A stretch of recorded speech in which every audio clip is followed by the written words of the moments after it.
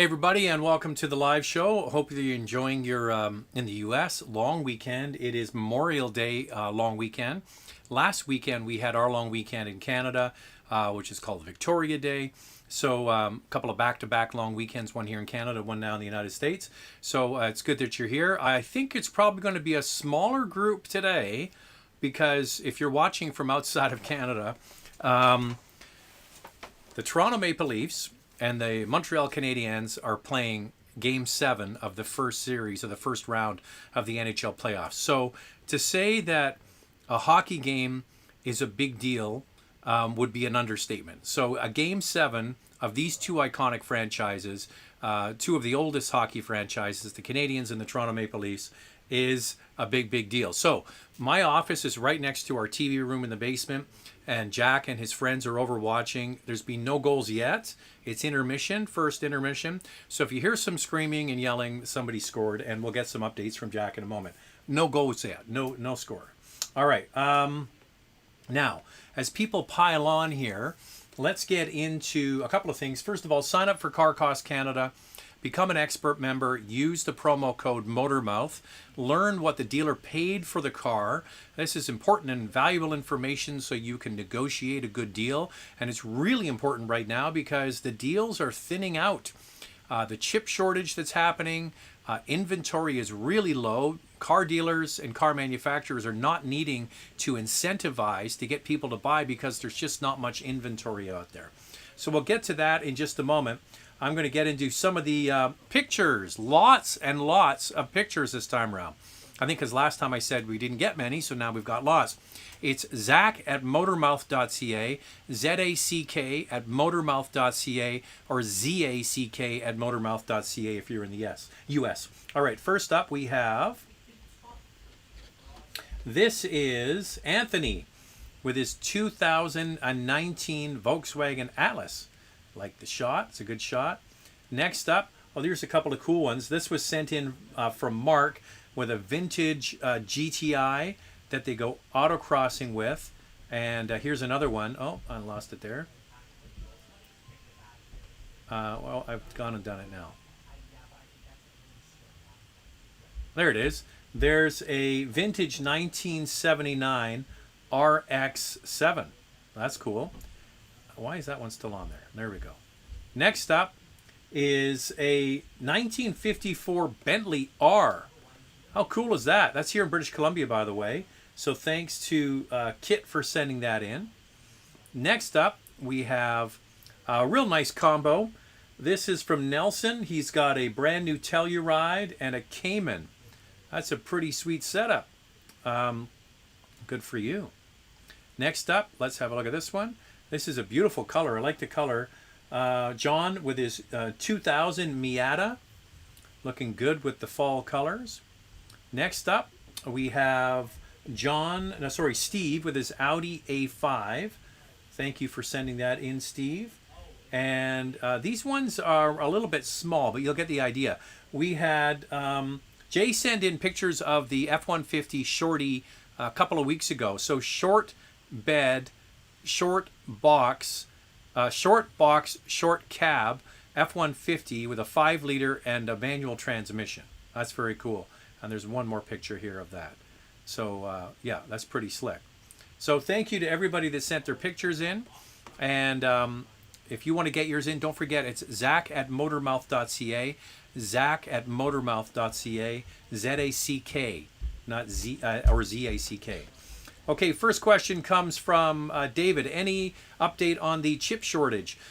Well, I was just reading automotive news before we came to air here to kind of get the lay of the land. The chip shortage is affecting a lot of factories worldwide, a lot of them here in North America, especially the domestic manufacturers. There was a story, though, in automotive news. General Motors feels like they're kind of turning the corner a little bit, but there's so much inventory that needs to be built back up again.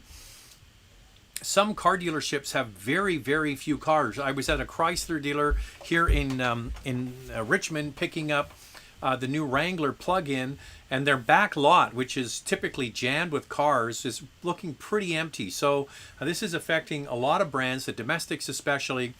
So you got to remember, not only do you have this chip shortage, but you have a massive demand from people who haven't been car shopping in the last year or so.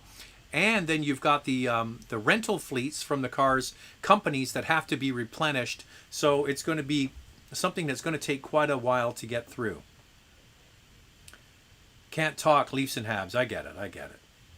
But it was intermission. I think it's still intermission. Hey, Zach, just out of curiosity, whatever happened to the other car reviewer you had on the channel? Did it just not work out? No, it's not that it, both of the guys were, we had Max and we also had, I can't ever remember the name.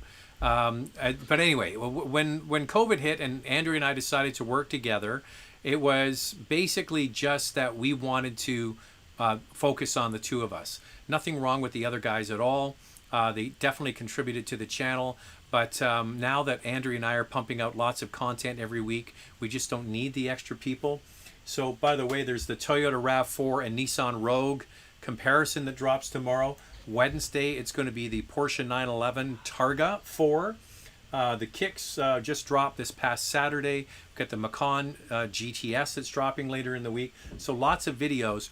So you guys all subscribe because you're here watching the live show, so I appreciate that. But anybody's watching this after the fact, make sure you subscribe because there's lots of videos coming out. So nothing to do with what we're doing. It just happens to be that the channel is taking a different tact. Hey, Zach, would you consider making a behind-the-scenes blooper video? I always look forward to you and Andrea's corny joke. Keep up the good work. Well, at least we're good at something. Good at being corny. We have some funny... well, maybe we could do a sort of bloopers of the month. That might not be a bad little fun video to do.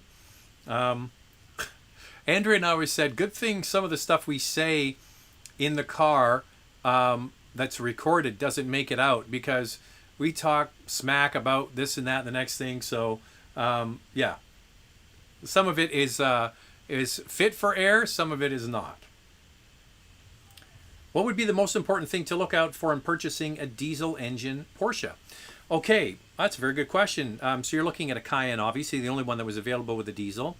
You want to, if you can, get a 15 or a 16 Cayenne, because the modifications to bring it up to emissions regulations, if you're not aware, Porsche, Volkswagen Group were fudging the emissions, and they were skirting the regulations, and they had these cheats. Now, a Volkswagen Group, Audi, Volkswagen, Porsche had to modify the engines in order to get them compliant for emissions. That has happened, but the older engines needed more modifications than the more recent ones. So the update to the Cayenne happened in 2015. So 2000 and a 2015, 2016 required less updates. And I'm hearing better results from those engines. So the number one thing is to drive it and see how it drives. Okay, so first of all, the car will need to have been done with the update at the dealership. And there was a couple of updates for it. And you also want to find out when the vehicle went into service, because if you got a 2000 or a 2015 or 16 that wasn't registered, like our version, the one we have, the warranty runs a lot longer. So part of the emissions scandal was this mass settlement for all of the owners of diesel vehicles in the Volkswagen Group. Our Audi A7 got a check just 2 weeks ago from Bosch, getting another lump sum from them, and our Cayenne was included in that. So check how much extra warranty. So part of the settlement was a much longer warranty for all of the emissions and engine components, fuel systems, of course the exhaust and the scrubbing systems. So look into when the vehicle went into service and how much extra warranty is available. And if you can get a 15 or a 16, look at that.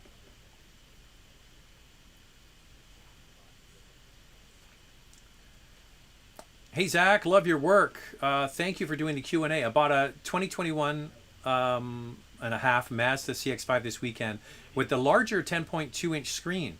I guess Andrea approves. That's good to hear. So, yeah, if you watch the the CX-5 video we did actually not that long ago, we were complaining heavily that the United States gets the 10.2 inch screen and Canada didn't. So they've done a mid-cycle refresh, which is excellent news. So if you're in the market for a CX-5, you definitely want to get the one with the larger screen. Any updates, Jack? It's 1-0 Canadians. 1-0 Canadians. Nice. That's good. You know what? I'm kind of torn on this one. Back to the hockey. Big deal in Canada. So I grew up in Toronto. I'm a Toronto boy. And then I moved 30 years ago here to Vancouver. Now I'm a Canucks fan because I live here. But you know what? You would think that I would be a Leafs fan because I grew up there. But they just suck so bad for so many years. I kind of want to see the sucking continue, to be honest with you. But that's just me.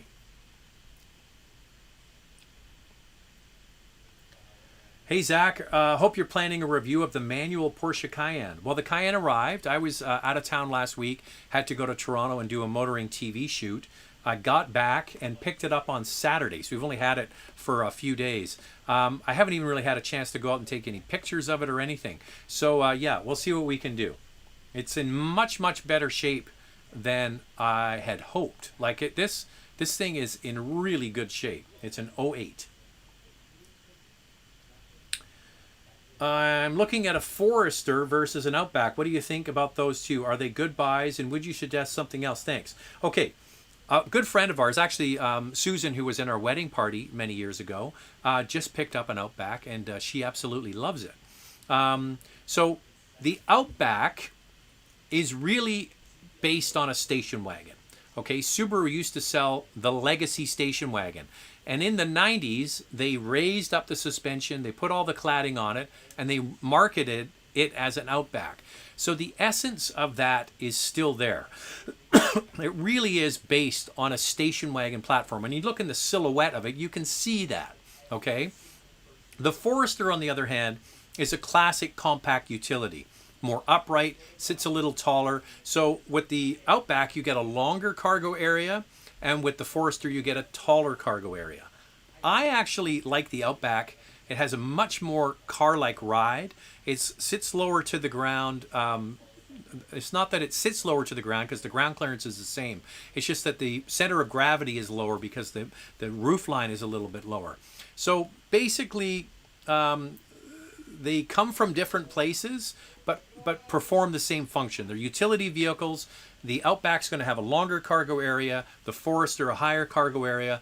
Drive them both and see which one you like. The biggest difference, and the one that would persuade me heavily to go to the Outback, is that the Outback has the XT turbocharged 4-cylinder engine. Not available with the Forester right now. So if you're considering those two and you can afford it, buy the Outback with the turbo. You won't be disappointed with the engine.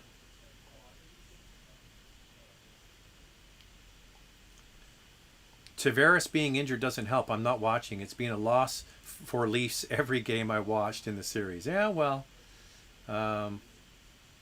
Nicholas is asking, is it a Seamaster or a Super Ocean? No. We're talking about the watch here if you're not a watch person. This is a Zodiac Super Seawolf, the Hodinkee model. It's a Hodinkee.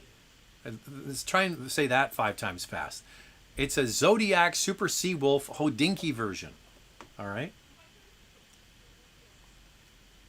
Hey, Zach, what is your opinion on putting on paint protection film or ceramic coating? Is it worth it if you plan to keep the vehicle for 10 to 15 years? Are vehicles bound to get dents and dings regardless? Yes.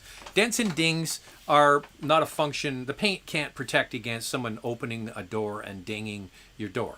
That is just a function of where you park, which is why I always park at the other end of the parking lot. It's good exercise too, right? So that's something to consider. The coating, the film, certainly does protect against road rash and stone chips and all those sorts of things. Now, we're talking about the Cayenne I just picked up. So it's vehicles from Alberta, and typically in Alberta they put down a sand and grit in the wintertime. Not really much salt, but a lot of this grit, and it gives this road rash to the front of the cars. The car I have is covered with the 3M protective film on the front.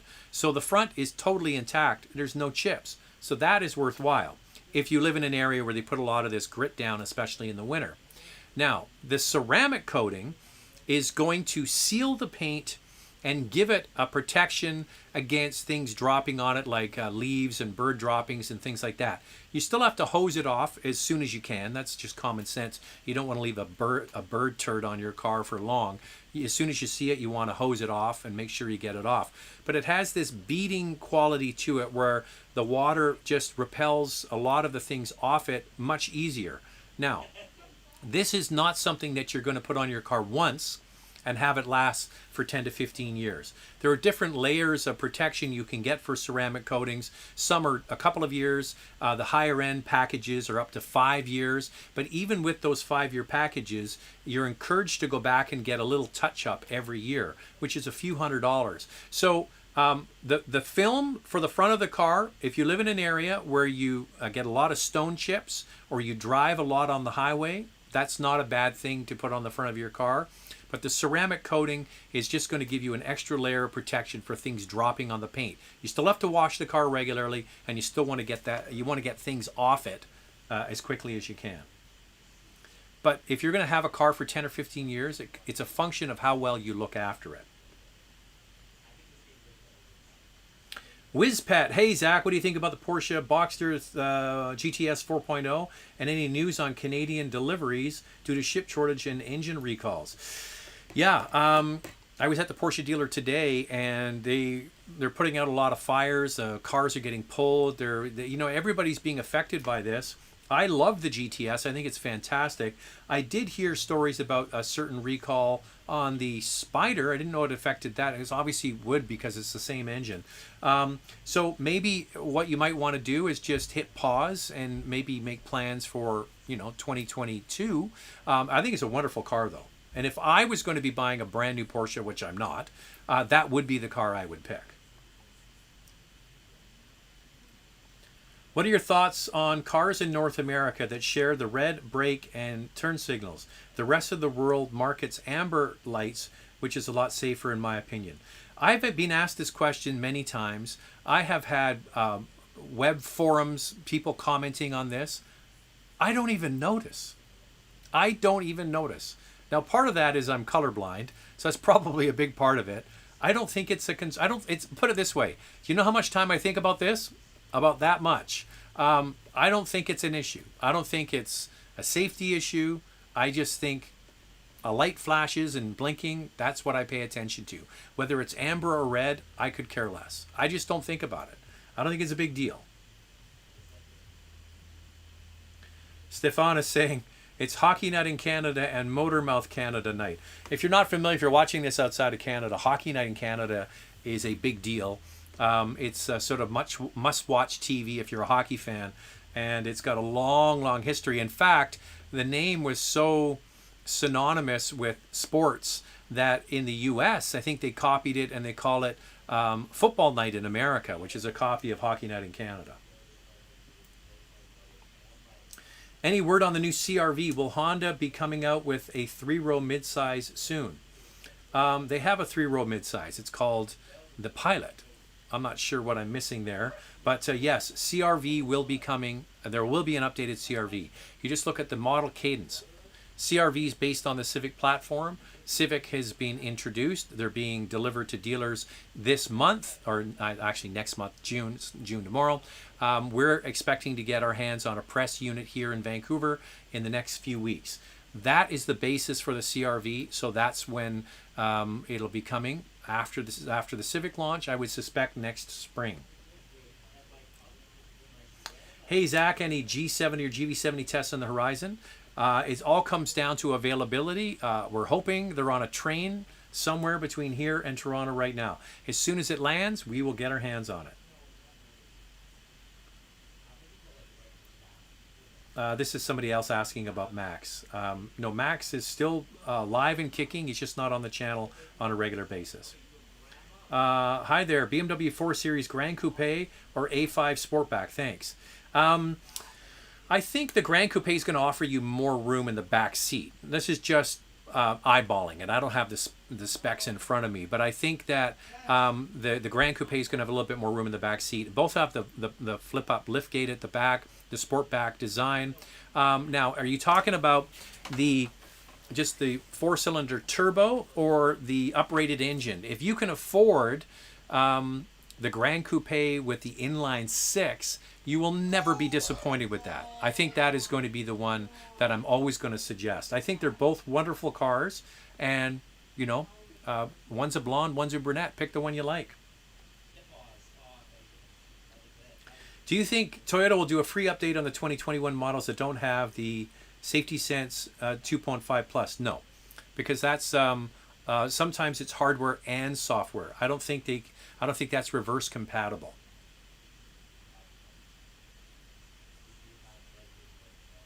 Someone else asking to do a review of the manual Cayenne. We'll see. We'll see. Hey Zach, which car would you recommend between the Lexus RX 350 or Audi Q5? I would take the Q5 every day for driving dynamics, for interior, for infotainment system, for functionality. What the RX has is just bulletproof reliability. So what is your number one motivating factor? Is it just about owning a vehicle and never having to worry about it? If that is your number one motivating factor, just go to the Lexus dealer and get one. If you want something a little bit more, if you're wanting a little bit more dynamic sort of feel, and I don't know, I'm not a huge fan of the Lexus RX. I think it's a bit dull. They do have the F Sport versions where you do get an adaptive suspension on some trims. Does make it a little bit better. I don't like the infotainment system at all. So that wins for Audi. So yeah, go try them out and see which one you think. There's Josh from Montreal. I'm sure he's a Habs fan.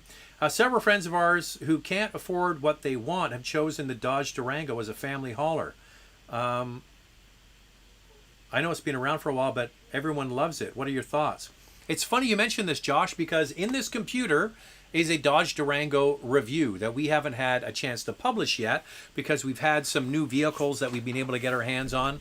And it just keeps getting punted down. We will get it published eventually. I am a big fan of the Dodge Durango. I think I liked it more than Andrea. In fact, if I was to give you sort of top 3 mid-size utilities that handle well, the Durango might very well be at the very top. It just handles really well. It's a solid platform. It's very reliable. There's a news flash for people. Chrysler, Dodge, Stellantis, FCA, whatever the hell you want to call it these days, can make some excellent products. The Jeep Grand Cherokee is one. The Dodge Durango is another because they're both built on the same platform. The Durango is just the longer wheelbase version of the Grand Cherokee platform. And it is a proven design on the outside and the inside. It handles incredibly well. It's got a higher tow rating than most other utilities in its class. You can get it with the V6. The Pentastar V6 has been very reliable for Chrysler.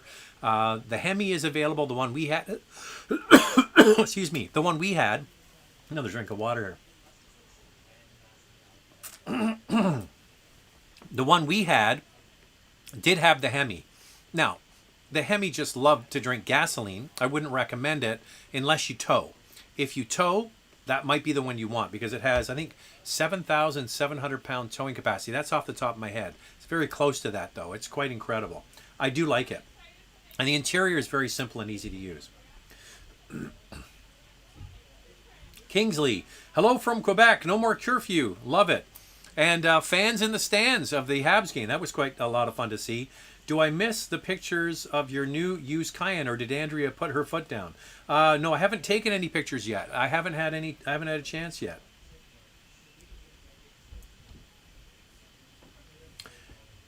Could we also see Andrea flying with you on press days when it returns to Canadian auto journalists? Yes, that is the plan. Andrea and I plan on when COVID curfews lift, not curfews, but travel restrictions and car companies host events again. We're basically going to tell them it's the two of us or don't bother inviting us. So that's the way that's going to go. So yes, she will be going on those trips. All right, we have a super chat here. Our first super chat. Last week we had a lot of super chats. I'm not opposed to that. I like the super chats. Have you guys driven an alternative fuel vehicle? They hardly took off in the U.S. In other parts of the world, they are natural gas vehicles. So we had a lot of what were called flex fuel vehicles, and yeah, we had a chance to drive them. So flex fuel were ethanol. You know, in Brazil, I know there's a lot of ethanol-based vehicles. So ethanol blended gasoline was a big deal for about 5 minutes. So you saw a lot of General Motors cars, especially that said flex fuel on the back. So yeah, we've had a chance to drive those. And I've had a chance to drive a natural gas. This was the slowest week of my life. I had a chance to drive a navy blue Ford Crown Victoria natural gas. And everywhere I went, people thought I was an undercover cop. So everybody around me went the speed limit. And it's just totally frustrating. They see a navy blue Crown Victoria, everybody puts the brakes on. It's like, oh, this is so boring. So Ford actually had, direct from the factory, Econoline vans, not F-150, Econoline vans, Crown Victoria, a few other kind of fleet vehicles that were direct from the factory. And of course, propane was big for quite a while in the 90s and the early 2000s for a lot of fleet vehicles. And I've had a chance to drive hydrogen vehicles. So yeah, I've had a chance to drive lots of different ones. In fact, just that last week, Akio Toyota was showcasing a hydrogen internal combustion engine. So a lot of times we think of hydrogen vehicles as a fuel cell that makes electricity to drive the car. No, this was hydrogen in the cylinders. Okay, now I'm suspecting that they kind of borrowed some of this technology from Mazda. If you're not aware, Toyota is invested in Mazda. They are one of the investors. They have a relationship moving forward.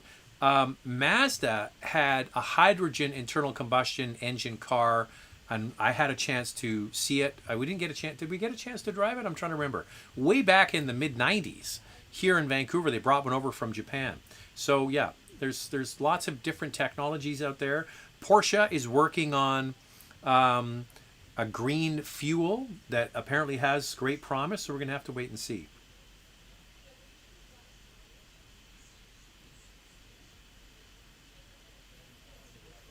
Do you think it's worth the wait for the 2023 Tucson? I dislike the full touch center control, and I have a feeling Hyundai will not change it until they update their car in a few years. No, I would doubt that that's going to happen. I mean, they might. I mean, Hyundai does like to change things quickly, but don't hold off hoping that that's going to happen. You'd be sorely disappointed if 2-3 years goes by, the interior comes out, and yeah, there's still no buttons. If you don't like the touchscreen, then buy the Santa Fe. The Santa Fe has all the buttons. Same technology, similar size, similar price. Get the Santa Fe. Howie's saying, read the chip shortage is forcing manufacturers to rethink how they order their parts. Instead of ordering for production needs, they might start stocking for long term. That's not the way the auto industry has been designed. It's a just-in-time production method. What I think is happening is that they're streamlining the number of cars they make. So they're not going to make, so if a line of cars has 15 variants, they might streamline it down to maybe a handful. I think that's what they're doing. Deanna saying, hey, Zach, just wanted to say hi, Game 7, also waiting for the elves. I have to put a memo on their file. They're not washing your car. That's not good. Which is better, RAV4 Limited Hybrid or Honda CR-V Turbo Hybrid? I can't answer that, unfortunately. I'm a bit handcuffed because Honda Canada never imported the CR-V Hybrid here to Canada.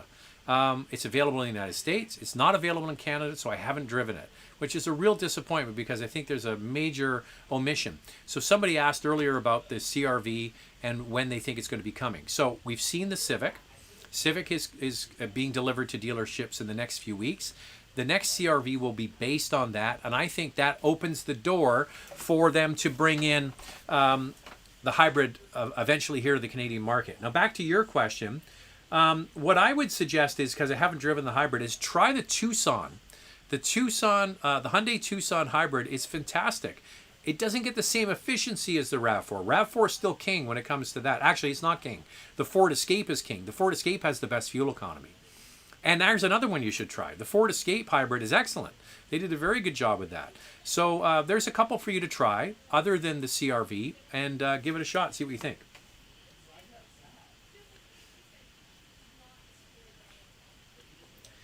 Is there something similar to Vroom CarMax in Canada? I have a 2-year-old car I want to sell. What is the best way you can do that except for private sale, which can be a hassle? I'm not sure about that. What I would suggest is you can also see if there's a public auto auction like ADESA, ADESA. ADESA is a huge company around North America.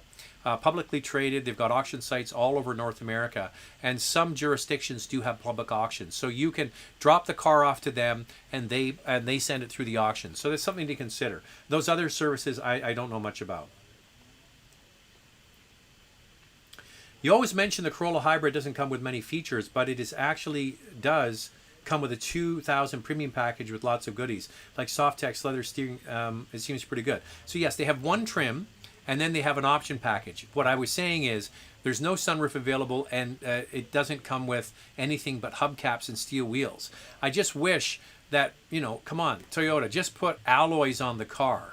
And the lack of sunroof, for me, I could care less. I don't like a sunroof, but a lot of people really miss that. So yes, there's one trim with one extra package, which does offer some nice features. But the fact that you don't put alloy wheels on is kind of cheeky. That's not really that big a deal, because you'll be able to find a set of Toyota Corolla wheels on Kijiji, Craigslist, or Facebook Marketplace pretty easily. There you go.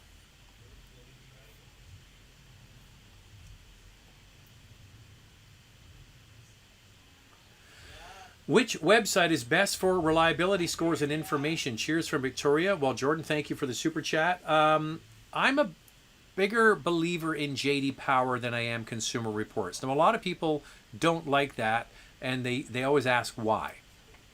Just a little background. A lot of people, somebody wrote this on one of the comments yesterday, and I wrote back to them.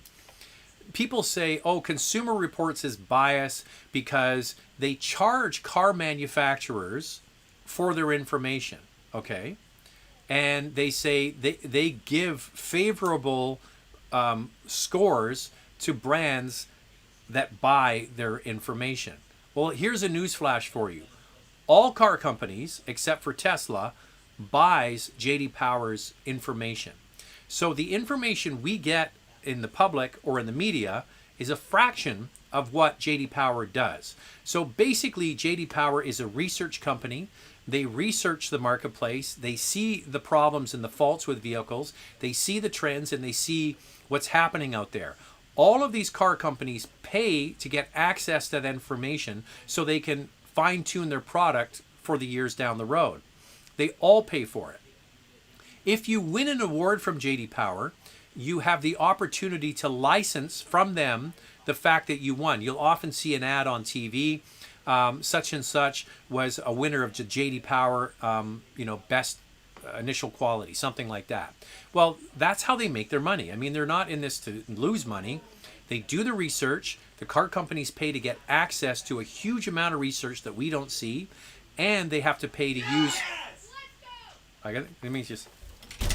What's the score? 2-0 Canadians. 2-0 Canadians. All right.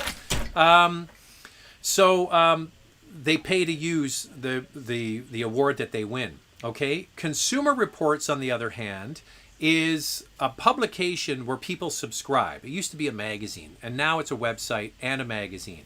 So the people that vote on the vehicles and what they think of it are all subscribers to that service. Typically, they're older and male, and the ethnic mix is pretty thin, right? So you don't get a broad spectrum of people. You get a lot of people that have similar kind of backgrounds. They're typically conservative older men. All right. So the vehicles that do well in the Consumer Reports are vehicles that apply and appeal to those older, more conservative males. Okay. JD Power is just a snapshot of the market. They don't know the people. They don't know who they are, their background, their age, anything. They just survey the marketplace. So I think JD Power's quality scores, in my opinion, are much better. They have two. One is called the initial quality score. which is a vehicle in the first 90 days of ownership. And the second one is the dependability study. So they follow vehicles after 3 years. And some people have said, and I asked this because I've done interviews with the head of automotive for J.D. Power many times, why they don't track vehicles longer. And they used to have a 5-year dependability study, but the reason that they dropped it down to 3 was they found that after 3 years, the reliability of the car isn't so much the manufacturer, it's the owner. So if there's not been much maintenance and it's been negligent, then the car can break down and there can be issues after about 3 years. So that's why they've gone with 3 years. Hopefully that's not over-explaining it. So look at both, but I prefer J.D. Power.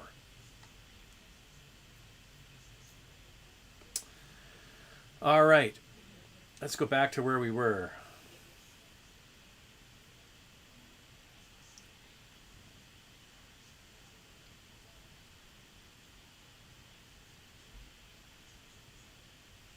Sorry, I'm just trying to figure out where I was.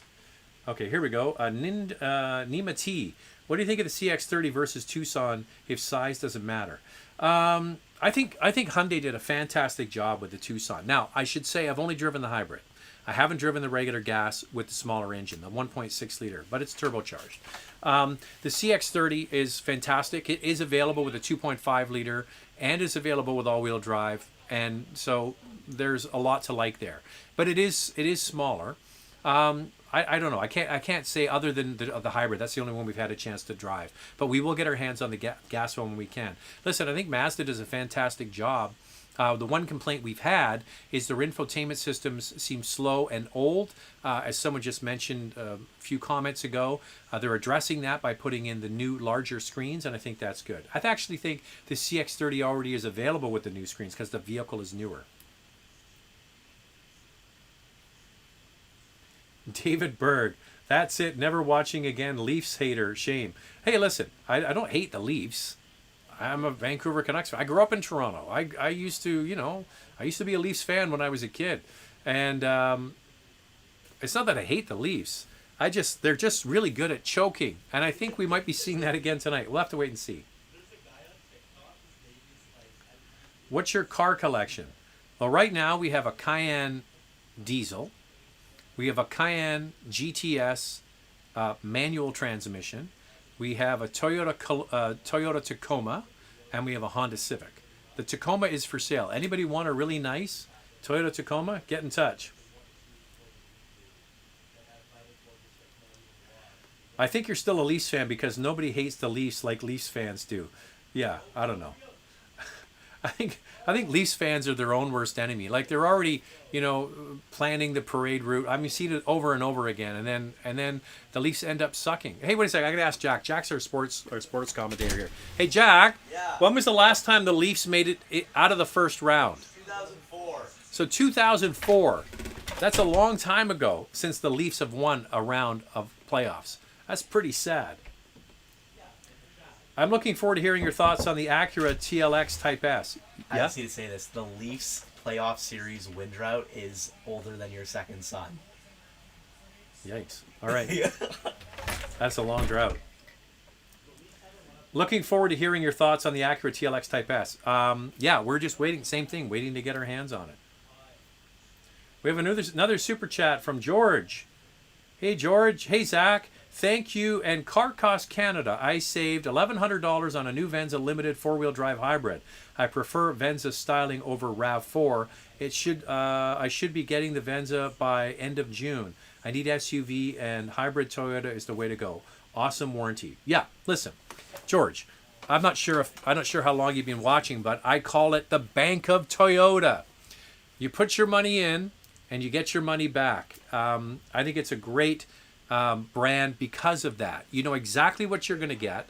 You know exactly that it's going to work, and it's going to work every day, every month, every year for a long period of time. And then when you go to trade in that vehicle or sell it, you get a lot of that money back. I call it the Bank of Toyota. You put your money in, you get a lot of the money back. I mean, there's a reason why Toyota is so popular, because they do all the things you just mentioned. Plus, with the hybrid, you get amazing fuel economy. So congratulations, and I'm glad you used CarCostCanada. If you haven't become a member yet, sign up using the promo code MOTORMOUTH. You get to find out what the dealer paid for the car, and then you can go in and negotiate a deal based off that. If you don't feel comfortable with that, they do have the customer service number you can call, and they can actually reach out to a dealer on your behalf and help broker a deal. So it's a good service. See if I missed another super chat here. Yeah, I think we got them all there.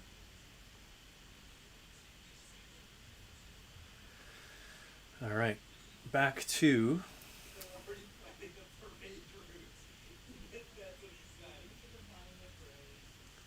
Is it a good time to buy a CX-5 with a refreshed infotainment display, or wait until they launch a completely new vehicle?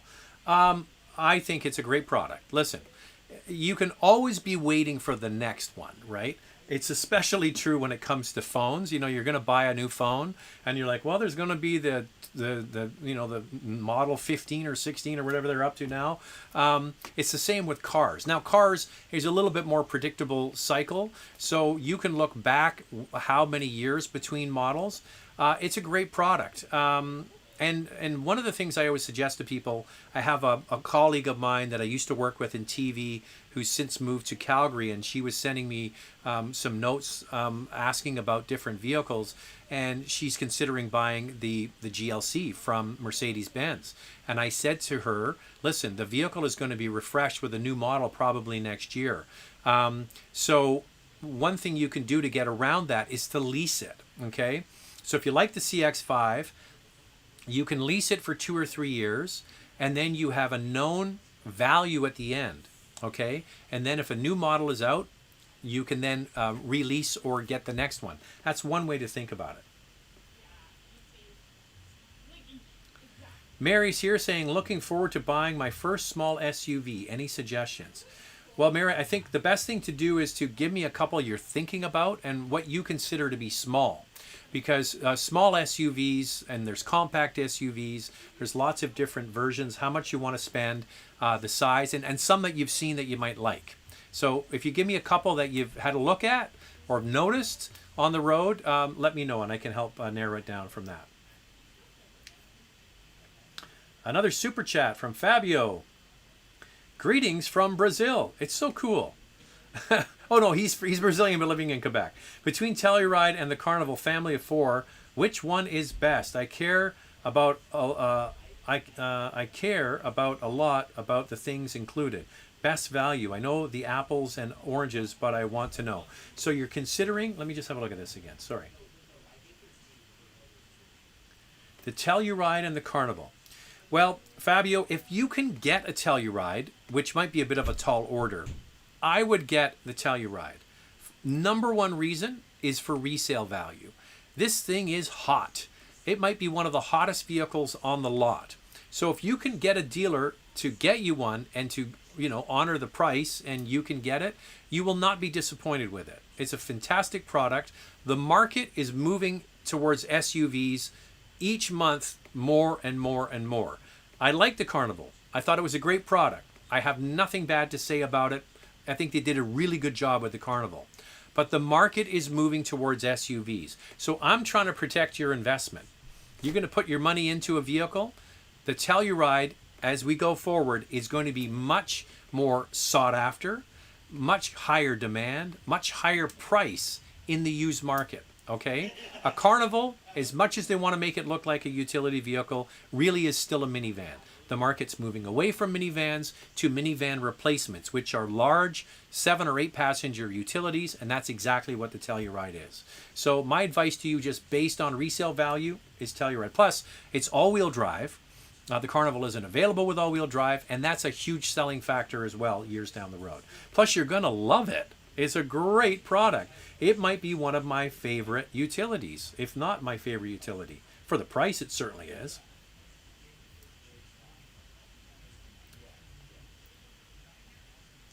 Ryan's caught on. What is a Toyota? Ah, young grasshopper. You obviously don't know the history of Toyota. So I always put a spoof something here on the screen. Now you've caught it.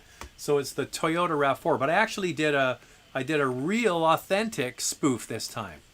So Toyota is the real family name of the Toyota family. So Akio Toyoda, with a D, is the chairman of Toyota. But that's how you say his name, Toyoda. And they changed it to T. It was something to do with the way the letters were in the Japanese script, or better luck or something like that. So the Toyota family used to be in the loom business before the Second War. They used to make fabric. They used to have looms. And then it was I can't remember what the name of the first son that wanted to start making trucks and vehicles. So the father, Mr. Toyota, gave him a corner of the factory to fool around and start making vehicles. So they were in the textile business, but in the corner of the factory, they let the son tinker around with this newfangled technology, the automobile. And then the Second War came about, and then they needed trucks for the army in Japan. And then Toyota was established as a major supplier to the Japanese government. And that's really how the company took off. And then from then on, it was called Toyota, not Toyota. Good catch, though. There's the history lesson for the day. It was great because I have it somewhere here on one of my bookshelves. Years ago, I'm talking 20-something years ago, we were given a gift from Toyota about the history of Toyota and how the company came to be. And I thought it was a great read. It was fascinating. It was well done. It was well written, too. Another super chat from Jack Schnell. Here's something for lost ad revenue. I appreciate that. I gotta love it. Hey, listen. Hey, Jack, I'm just busting your balls. It looks like you got a GT3 there in the picture, or a GT. I don't know what that is. Oh, come on. You can give another super chat. I'm just joking. All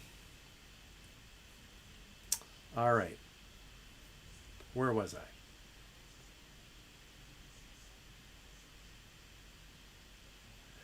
Here's another one. Smash the thumbs up, folks.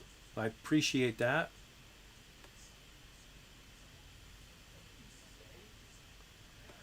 I'm also in the market for a small SUV around $25,000. Suggestions would be great. $25,000 small SUV. This kind of slim pickings. As much as people dislike Nissan CVTs, I like the Qashqai. I think the Qashqai is a great little product. The CX-30 is in there. The problem is most of the utilities that people want are over $25,000.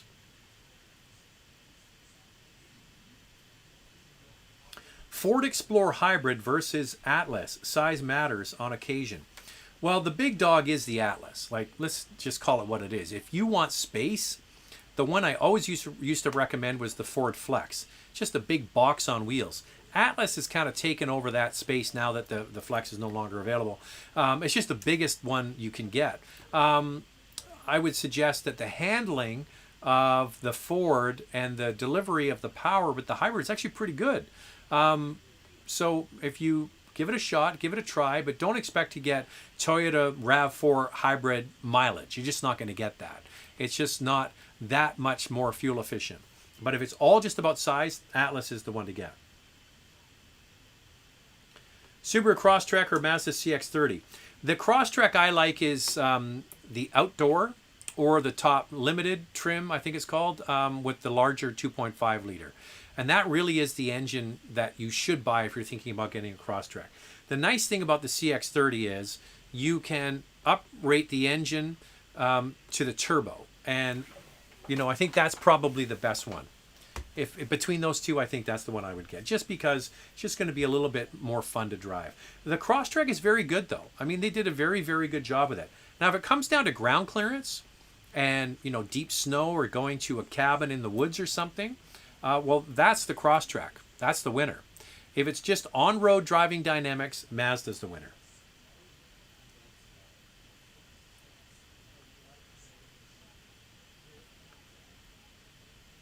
As someone from Dubai, there's a lot of American cars here with red turn signals, and I often get confused while driving.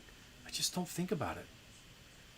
Do you think the Kia EV6 and the Ioniq 5 will make a big impact in Canada? I feel like the EV infrastructure needs to improve a lot.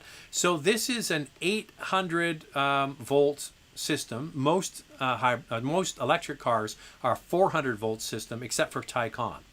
And then the e-tron GT, the Audi, that's based on the same platform as the Taycan. So the charging input to the car, it can be much, much faster. The good thing is we have the Electrify Canada and the Electrify America charging infrastructure that Volkswagen agreed to put in based on the diesel scandal and part of their settlement.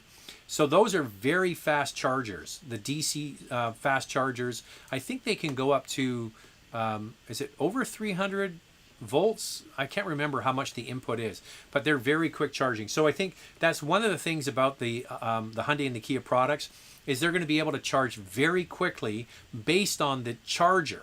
So the bottleneck is going to be how much output can the charger put into the car. I don't think it's a big deal for most people because they're going to get enough power in their car as they sleep at night, but it's for those long drives, long distance drives. But now that we have the Electrify Canada and the Electrify America chargers across North America, they're open to all brands. That was part of the deal. They couldn't lock it in to just the Volkswagen Group. Anybody can charge at those charging stations, so that's good. Ben is saying he went to the Honda dealership in New Zealand on Friday, literally empty of stock. Salesman suggested I try in September. Awesome that you're watching from New Zealand. I think that's fantastic. It's just so cool to sit here in my basement office in Canada and Vancouver, and we have people from all over the world. We haven't had Alex from Israel on in a while. We've had people from South Africa, you name it. It's really cool. This is a big problem for the auto industry. There's this huge pent-up demand because of COVID. Restrictions are being lifted. New Zealand hasn't had it for a long, long time. But the market is charging back. People want to buy cars, and there's no cars. So prices are not going to be reflective of sales like we've had in the past. So you might want to order a car if you're not in a rush and just wait for it to come in. But don't expect to get a big deal.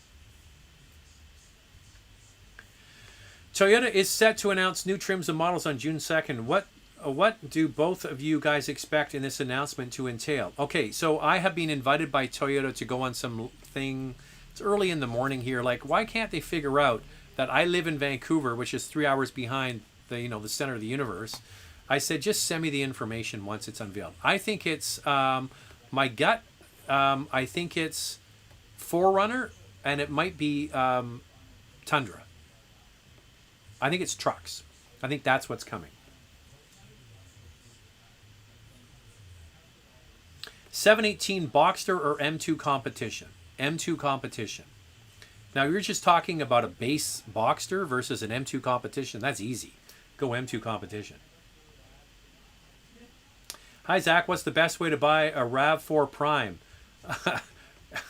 or Rav4 XLE? Get a lottery ticket. Your chances of getting a Rav4 Prime are about as good as winning the lottery. There's such little supply and massive demand. So probably if you really want the Prime, is work with your dealer, give them a deposit, get your name on the list, and just wait. That's really the only way to get it. Some dealers are saying it could be a year or so. I don't know. We'll have to wait and see if they can up the output of those. For the RAV4 XLE, that shouldn't be that hard to get.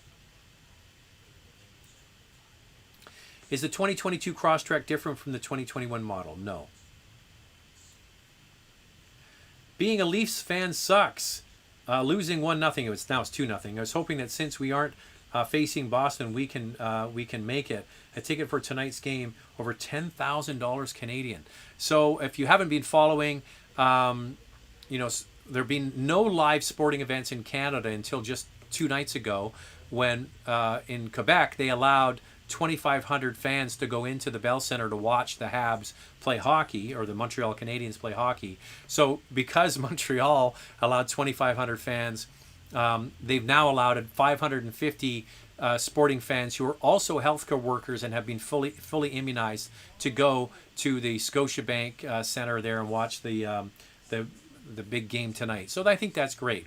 I don't think what if I was running things and I was the Leafs, there'd be no charge for the tickets. You're giving them to nurses and doctors and frontline workers, and then they're non-transferable. I think that's the way it should be. You can't give it to somebody else. But if there's a chance for money to be made, what are you going to do? I've been looking for a 3-row SUV, mostly Lexus RXL, Acura MDX, Volvo CX-90 Range Rover, and the X5, Mazda CX-9. Which would you choose? I think that the new MDX is fantastic. The X5 third-row seat sucks. The Acura third-row seat sucks. It's just small. The Volvo I like, but I prefer others over the Volvo. I think the MDX offers a lot of value. I'm not sure how much you want to spend. You've got quite a few vehicles in a different range in there. Same thing I said earlier to our friend originally from Brazil. If you can get a Telluride, like a fully loaded Telluride, that's what I would pick. MDX is fantastic, though.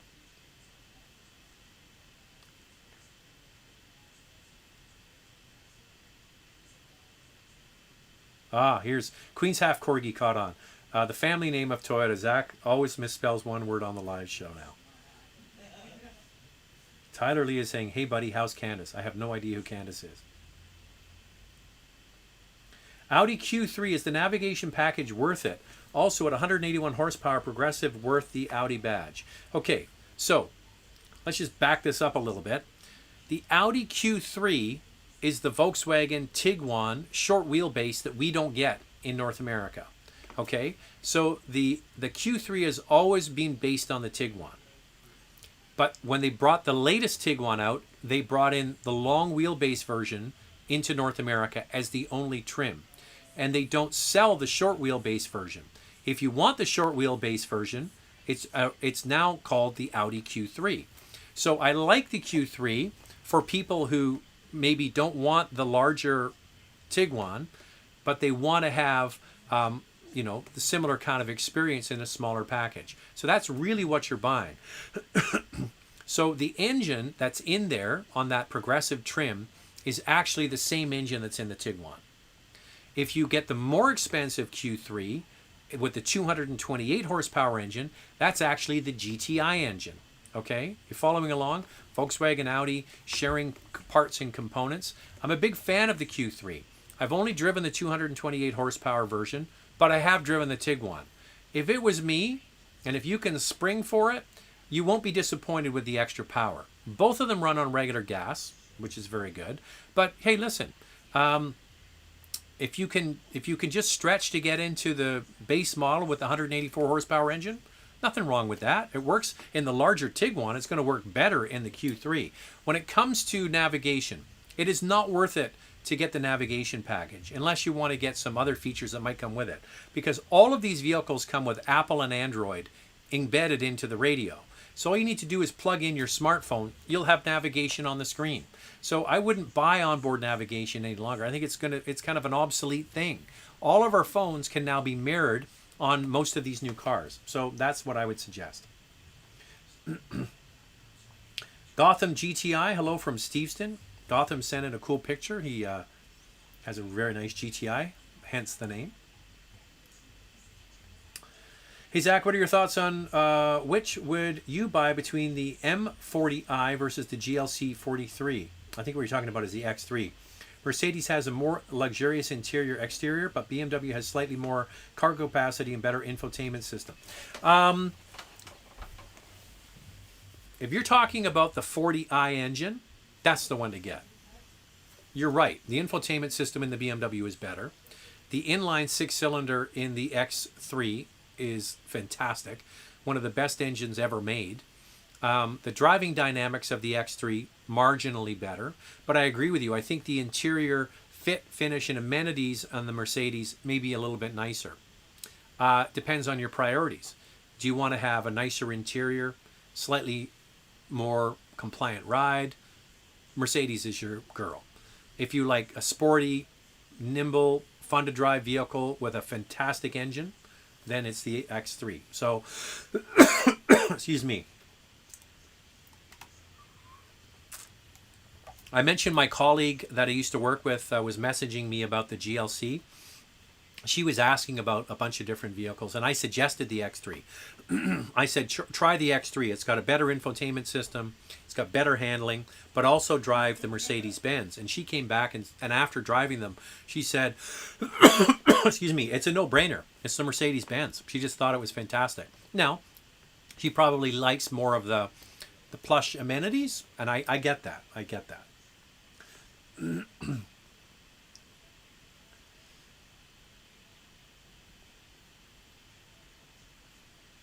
What do you think of the 2020 Mitsubishi Eclipse Cross? Is it a good option over the Mazda CX-30? I wouldn't say that it's a better vehicle than the CX-30. I would suggest that it's the Mitsubishi products, for the most part, except when you take out the Outlander, because the Outlander has elevated the brand overall. But excluding the Outlander, I think their products are they're handsome, they seem well put together, they drive well. They're more of a value equation, but the recent one that I drove, I did like it. It's a surprisingly good 1.5 liter four-cylinder turbo. Now, it comes with a continuously variable transmission, where the Mazda has a 6-speed regular automatic. That is a deal breaker for some. Some people just won't consider a vehicle if it has a CVT. So drive them both and see which one you like. But I did enjoy it. I thought it was much better. Barrick is here. Hey Zach, what are your thoughts on the new upcoming Ford F-150 Lightning? There's a short video that's on the channel that I did talking about it. I think it's going to be a huge hit for Ford. They put a lot of work and effort into this, you can tell, and they did a lot of research, and they really thought a lot of stuff out. I think it's quite impressive, actually, what Ford has been able to achieve with this. The real world tests are going to be, how long does the charge last when you're towing? All those sorts of things are going to be very, very important. That charging input, how quickly they can get the charge into the battery pack, is lower than some other brands. So that's one shortfall, but maybe they can update that in a year or two. Oh, this is a good question. I saw a spy photo of the 2023 Honda Pilot. It's said to adopt the double wishbone suspension and the multi-link rear of the MDX. Bet it will be one of the best driving big three SUVs. Thoughts? Yes. Well, basically they share a platform. So the QX60 shares the platform with the Pathfinder. So there's commonality there. And the same thing with MDX and Pilot. Common platform, common engine. One runs on regular, one runs on premium. You got a 10 horsepower bump, I think, in horsepower for the MDX. So yeah, that is good news, because that's one of the things about the MDX, the brand new one, is it does handle very well. And that independent, the double wishbone front suspension keeps the wheels flatter in the corners. It does work. It's all stuff that Acura knows how to do, because they used to use double wishbone front suspension in Honda and Acura vehicles, like the Accord for many years used to be double wishbone front suspension. Then they switched and they went to a different setup. So it's good to see that they're going back to their roots. So yeah, hopefully good things for Pilot. All right, let me just make sure I didn't miss any super chats here before we say adios. There you go. Thank you to everybody who got a question in. Don't forget, if you have a picture you want to get in, it's zach@motormouth.ca. Don't forget to sign up to CarCostCanada. In this market, the way things are going, any advantage you can get to get a deal, you want to use it. So sign up, use the promo code MotorMouth, and become an expert member. So this is where I say goodbye. And I guess it's just in time to watch the third period of the game. And I really don't have a horse in this race. Whoever wins, good for them. All I can tell you is it's been fun having Canada-only hockey. It's kind of our game. It's kind of our thing. All right, we'll talk to you later. We'll speak to you. So don't forget, the Toyota RAV4 and the Rogue comparison drops tomorrow. Wednesday, it's the Targa. Saturday, it's the Macan GTS. Lots going on the channel. So we'll see you here through the week, and we'll do the live show again on Monday. Take care, everyone.